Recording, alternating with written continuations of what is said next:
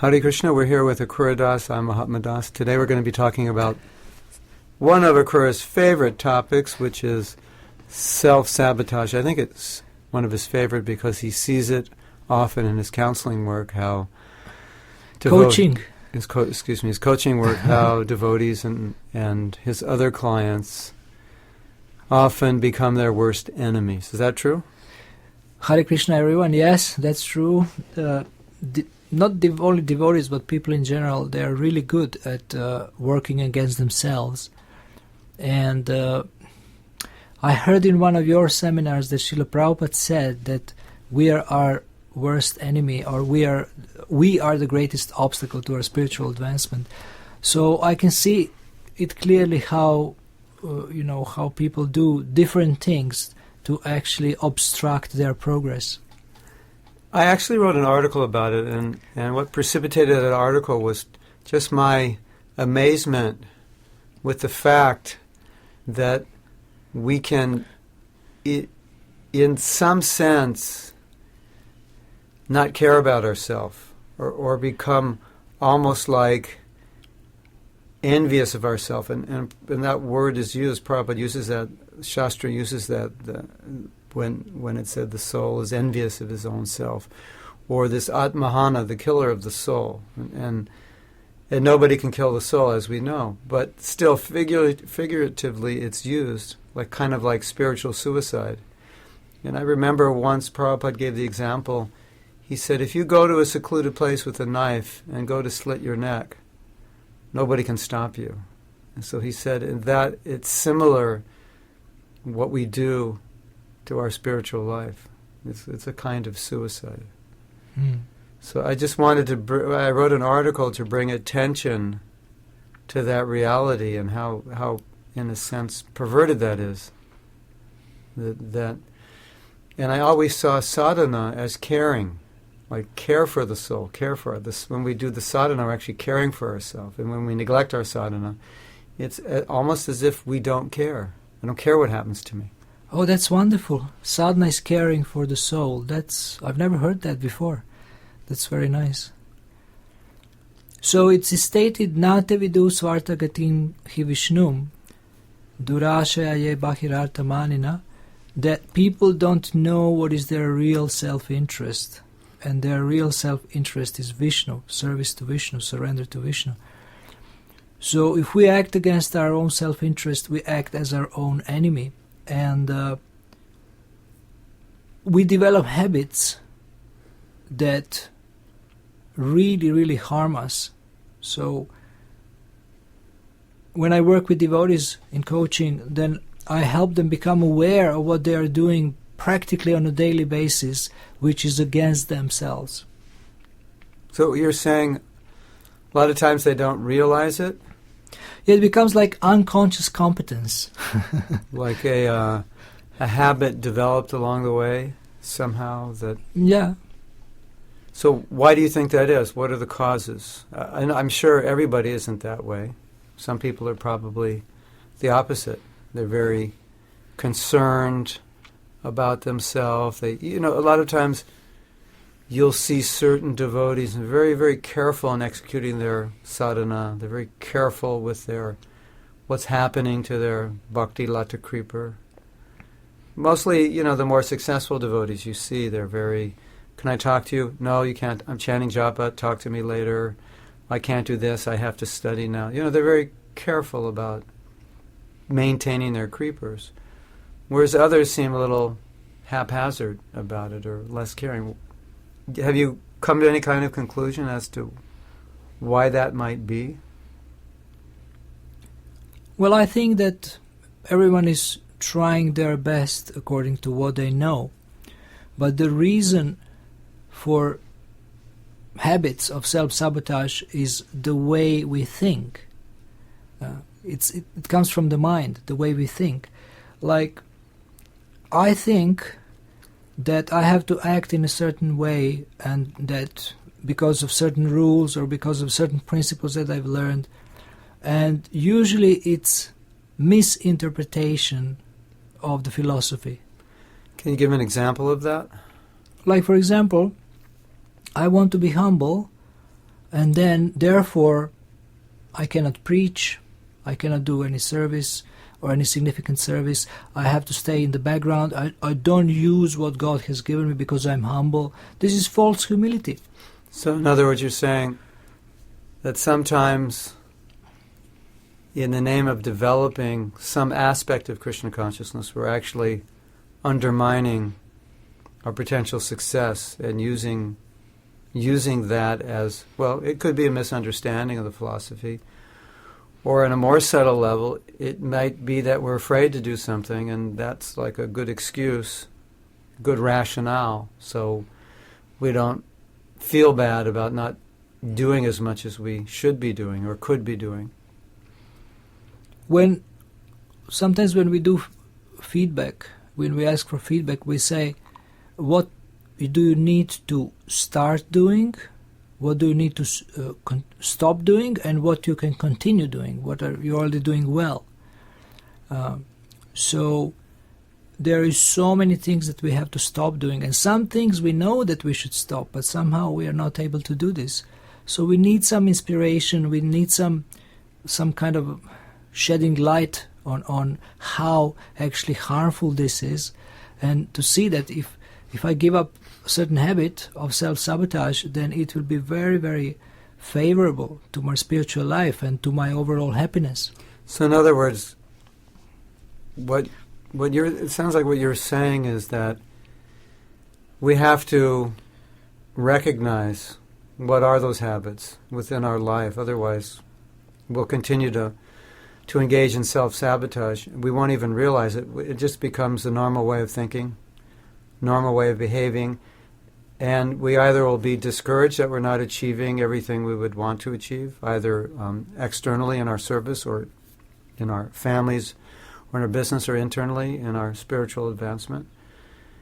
And once acknowledging what it is, then we have to, develop new attitudes, new behaviors, new ways of dealing with it, or see them as for what they are, that these are really the pitfalls. And it's not anything outside of us or any person outside of us, but it's actually we are our worst enemy, or potentially can be. Is that what you're saying?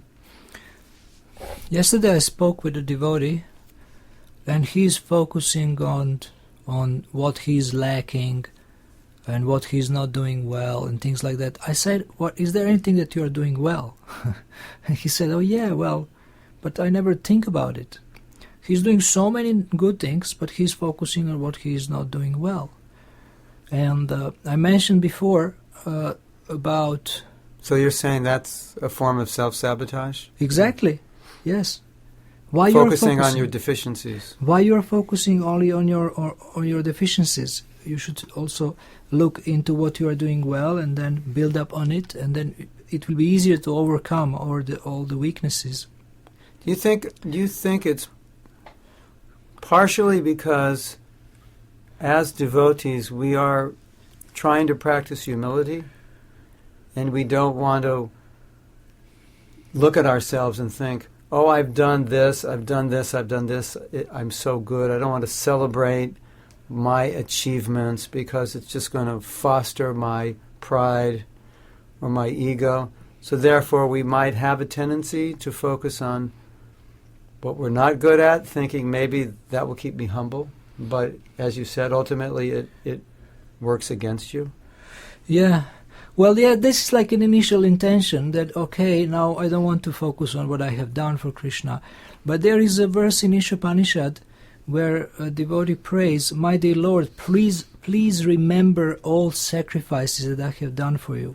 So this is going back in the past and remembering what you have done, and you are praying to the Lord to take this into consideration, and somehow that it goes to your benefit. So I think it's good, it's encouraging when we know that we have done something, but we don't take credit for it, and we don't become proud. So Krishna consciousness is, for most intelligent people, it's like simultaneously, achintya bheda bheda tattva, simultaneously one and different. Like simultaneously you have to remember or acknowledge something you have done so that you can build up on it and be encouraged, and at the same time you don't become proud. So we always go to extremes, like, okay, now if I meditate on what I have done, I will become proud, so therefore I have to completely forget about this and just focus on my faults. And it's all extremes. This is just being harassed by the modes of nature. I think another factor is, particularly in Vaishnava song and poetry, the pure devotee does focus a lot on what they are not, what they don't have. And many devotees have recognized that the psychological or emotional or spiritual attitude that can develop when we try to assimilate that mood can be very negative for us. Whereas for them, the way I understand it, it's like someone saying, I'm very hungry. I'm so hungry. And hunger is a sign of health. Because if you're not healthy, you won't have appetite. And if you're hungry, you can digest food. The pure devotees might feel incompetent, or they say, I'm totally unworthy.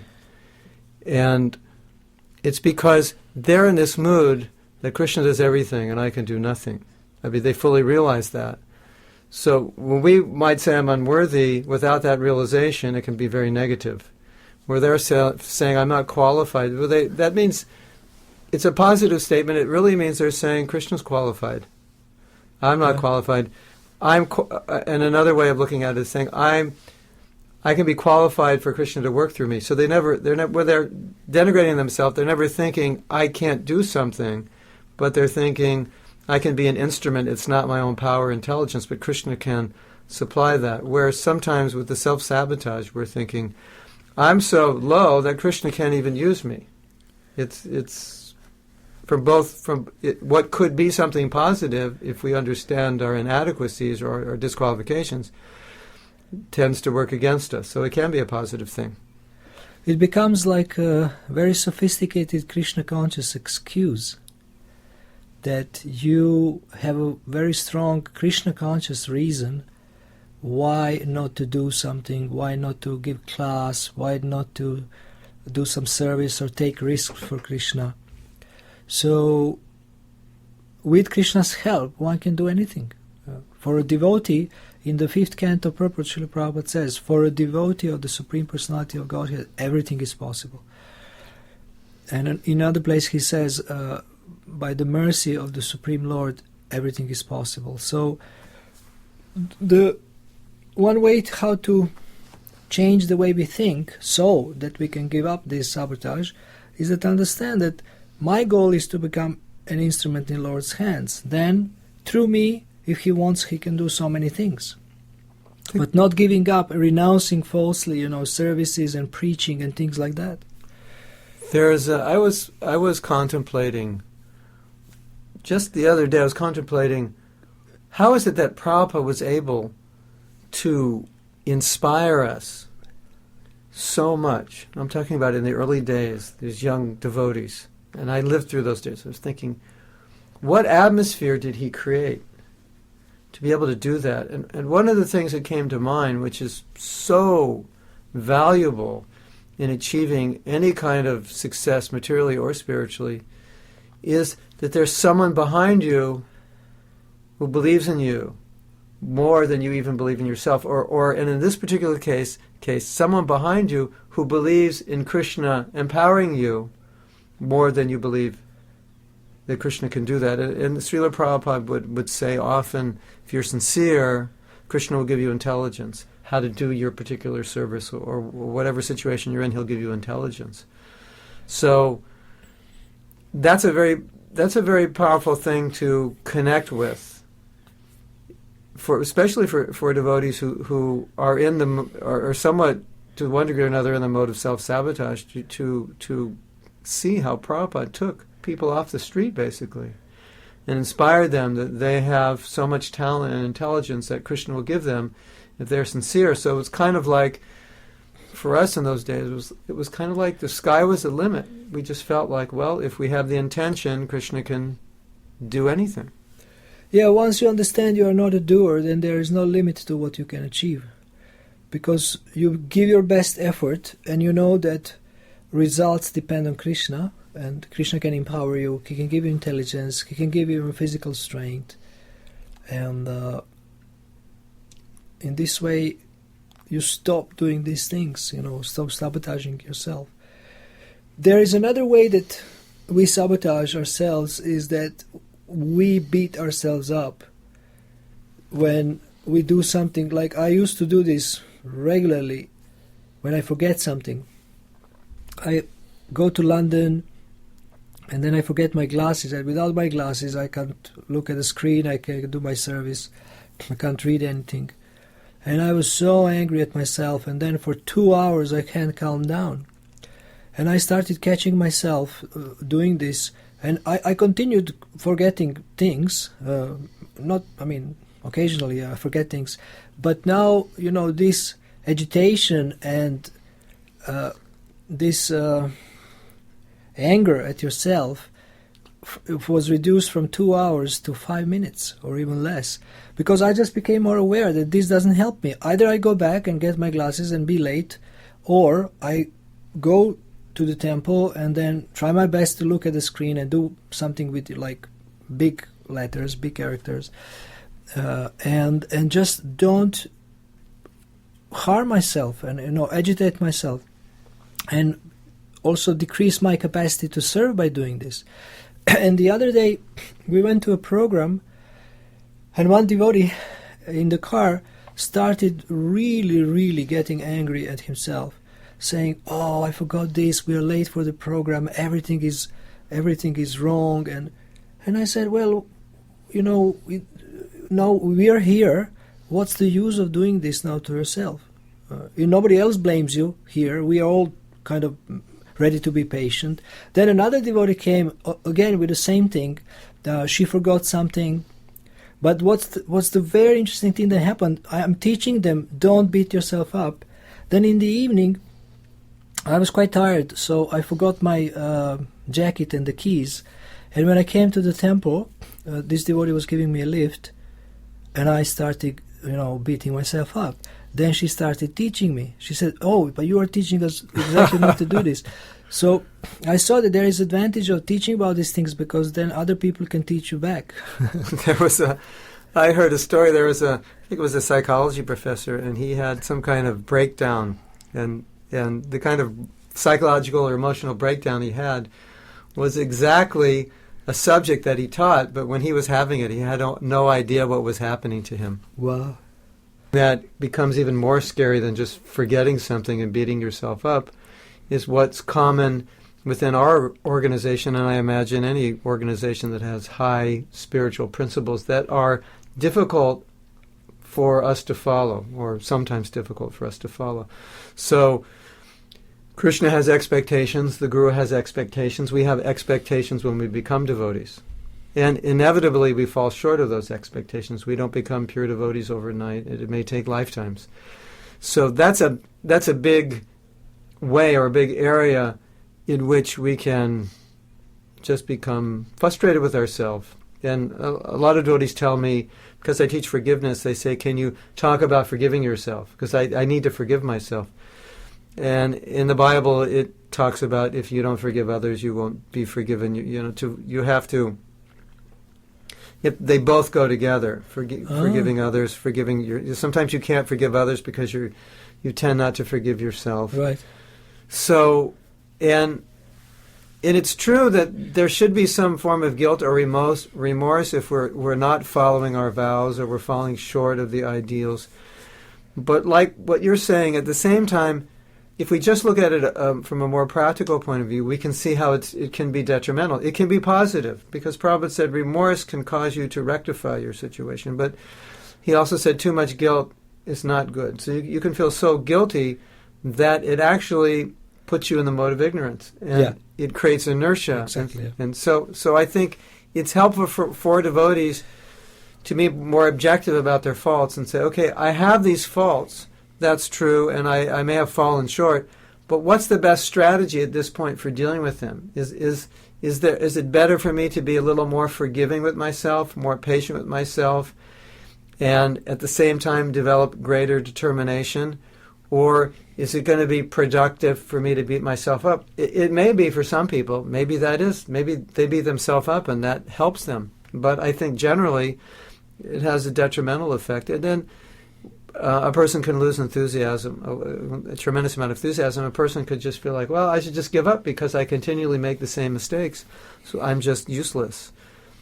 I'm a bum. And then again, that uselessness comes in terms not of what a pure devotee thinks of uselessness. If I'm useless, let me become useful for Krishna. But this sense, if I'm useless, then I can't even not do anything. I can't be useful for Krishna, exactly. Yeah. Yeah, these are the things that the habits of thinking that we do, and we have to train our mind consciously to actually work more effectively and more efficiently. And one way to do it is to become conscious of what's going on in the head and how we talk to ourselves. And I teach devotees to become their own friends or their own best friends. I tell them that if there is no your coach or somebody who really loves you is not near you to tell you positive things and encourage you and cheer you up, then you have to cheer yourself up. And success teachers, they say that there is no failure, there is only feedback. Nothing is a failure, you always learn. There is a famous story of Edison who was asked by a young journalist why you're wasting time doing these thousands of experiments to create a light bulb. And he said, young man, you don't understand how things work. That I have not failed even once in trying to do these things. I've just discovered ways that don't work. And exactly. So if we look like this, and if we understand that I'm learning from my mistakes, but I'm just getting closer to success, that this is also another reason to be very positive. Well, you just mentioned, before you're talking about learning from failure, you mentioned something about acknowledging, I think you said something about acknowledging your success, or you said reflect, devotees should reflect. And one thing I noticed with Srila Prabhupada, whatever we did, he always, you could say, celebrated it. He acknowledged it. Yeah. I said, oh, that's very nice. Thank you.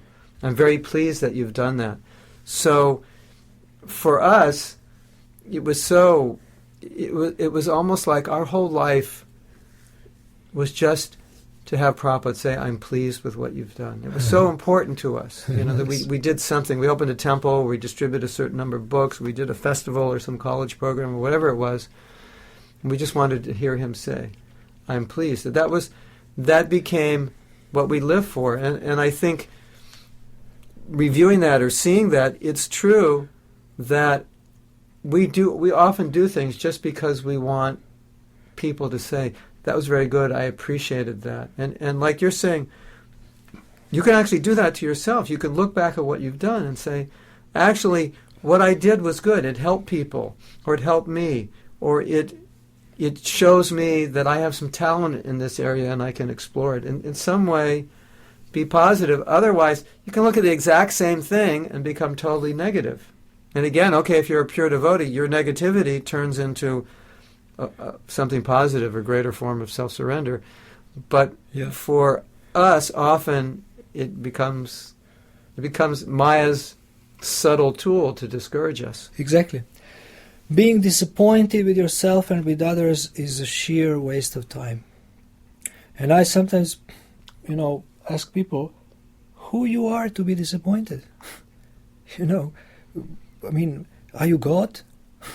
Or are you like a Maha Acharya or a Guru or something?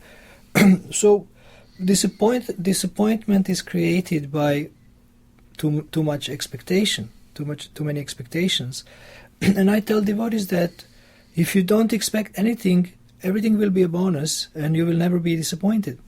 So it's good to push ourselves. It's good to have a balance between being strict with ourselves and lenient. So some golden middle is there. But in any case, we are always with ourselves, or we are always with our mind. So we have to learn how to deal with this guy who is me in a way that he will move forward, he will be always inspired, he will be always positive, he is always productive, he is always connected. Otherwise, who will do it? And if you're a preacher or a spiritual coach, this is exactly the mood that you mentioned that Srila Prabhupada had. You know, he will... I have sometimes people, I have a devotee from, I forgot the country, but every month he sends me this Japa Excellence table or a tool. I sent him this table, it covers 1 month, and he measures various aspects of his chanting, and he has improved enormously. And you know, you see that sometimes he doesn't even care whether he does things, but he just wants to please me. He writes, "Oh, you will be really probably very pleased to hear that I have finished my rounds before 10 o'clock, like 20 out of 30 days," and things like that. So, and they start to like to do good to themselves by having someone near them who like to see them be happy and do good to themselves. And you could also, if you're alone, you could also apply that to yourself, just to note down, what did I do today? Yeah.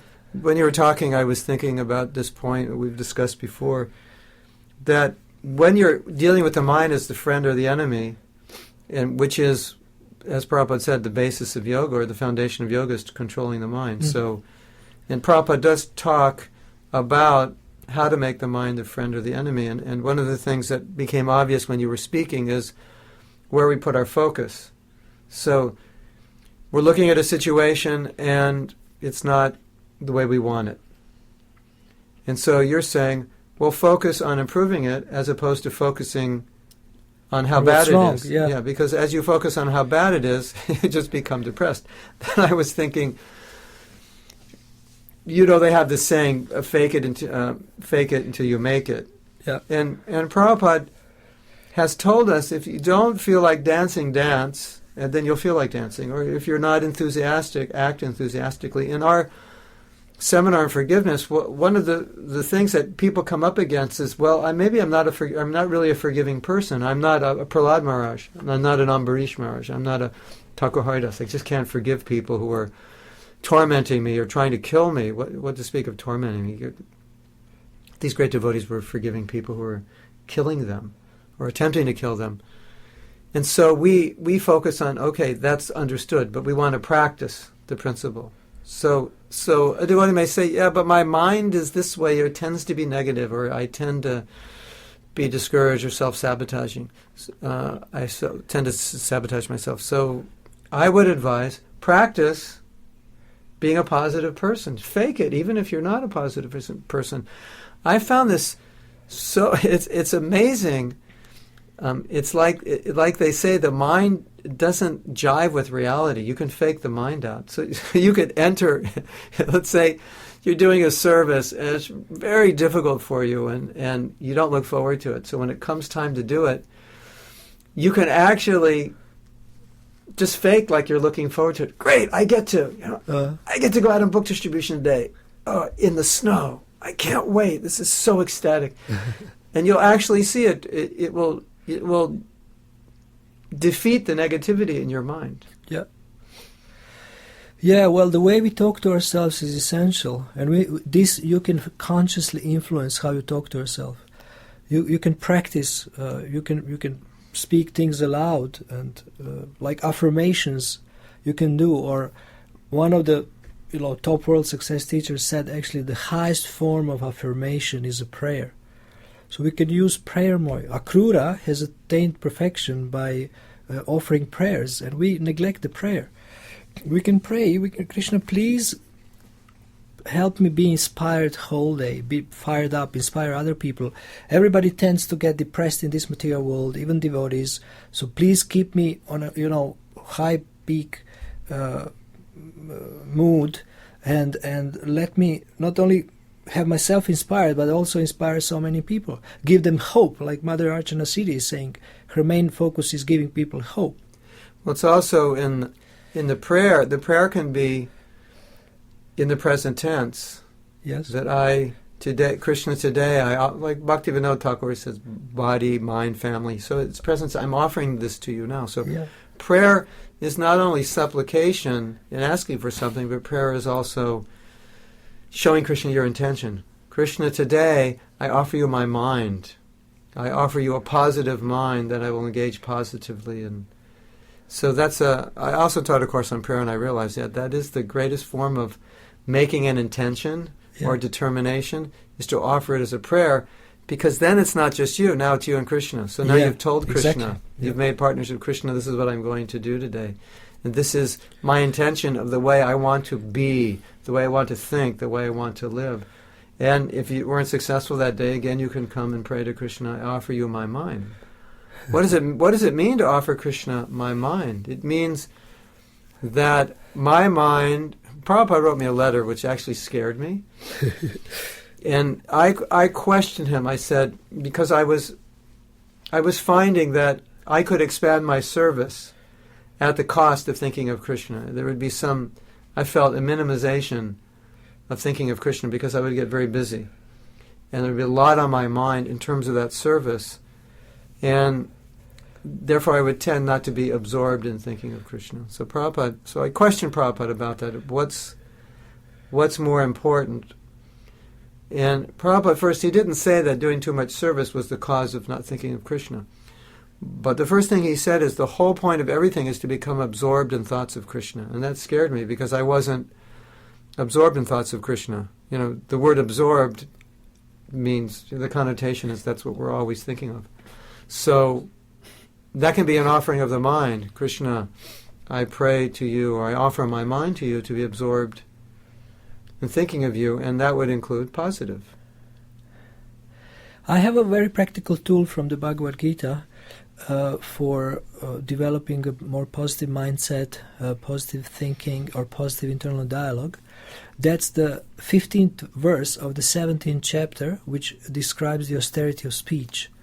This verse says that speaking words that are truthful, beneficial, not agitating to others, pleasing, and always reciting Vedic literature, if we develop a positive and more spiritual external dialogue or external monologue, whatever, speaking, then it will also influence our thinking, and we will start to think as we speak. That's a wonderful point, because the saying, physiology affects psychology. Mm-hmm. You've heard that. So what you're saying, this is a more subtle form of physiology of how you speak. It kind of sets a rhythm to how you are going to relate to the world around you. So if you're speaking nicely about others, glorifying them, seeing their good qualities, praising them for their good qualities, it develops a mindset. Mm-hmm. And if we take this example and apply it to everything we've spoken of in the last half hour, then we can see it's like you look at your mind and you can tilt it up or you can tilt it down. So it's like what we're talking here is, what are the things we can do to tilt the mind up so that naturally it becomes a sort of habit or an habitual way of thinking. You don't look at the downside. If there are difficulties, you're always positive. You can always make yourself enthusiastic or positive. Even if you're not, you can look at those negative thoughts and see how they're affecting you and go over them. And the more you practice the different ways of doing that, the more it becomes natural to do it, and then more of a positive attitude you develop, which makes it much easier to achieve whatever it is you want to achieve. Another very, very simple and very powerful way to change your mood instantaneously from negative to positive is to just follow Shishi Gornitai by raising your hands. In my courses and shouting Gauranga as loud as you can. Okay. With a big smile on your face. Even if you don't shout Gauranga, I was in my courses and workshops, I asked devotees to get up and raise their hands and try as hard as they can to be frustrated. And they just start laughing, because it's impossible in that position to be negative, to be depressed. And then when they start doing Swami step, it's even harder. And of course, if they start chanting, then it's gone completely. But this should be practiced. Whenever you catch yourself, oh, I'm getting depressed, I'm getting hopeless, get up, raise your hands, do a little bit of a Swami step, and if you can get your mouth and the mind to chant and to hear, then all frustration is gone instantaneously. So Shishi Gornitai are the best coaches. Jai, I've I've done that many times. And it reminded me of a story. This devotee came in to speak to Prabhupada. He had some problem or he was depressed. And Prabhupada said, first we'll have a kirtan. Then they had the kirtan. Wow. Then after the kirtan, Prabhupada said, so, what's the problem or what do you want to speak about? And he said, no, Prabhupada. It's gone. Great. It's gone. So thank you all for listening. I hope this helps you see the importance of positivity. In another class, I made it a point which to me is fundamental to our spiritual practice, which is that we should always be enthusiastic, because as soon as we're not enthusiastic, what happens, Akrura? Who comes to visit you when you're not enthusiastic? I don't know. Her name starts with M. Maya. And it ends with A, yes. When we're not enthusiastic, I look at it. I look at it kind of like being what we call a sitting duck. You know, a duck is just sitting there so the hunter can get it, whereas the duck is moving. The hunter, it's more difficult for the hunter to get it. So when we lose enthusiasm, we become the sitting ducks of Maya. Uh-huh. So in Prabhupada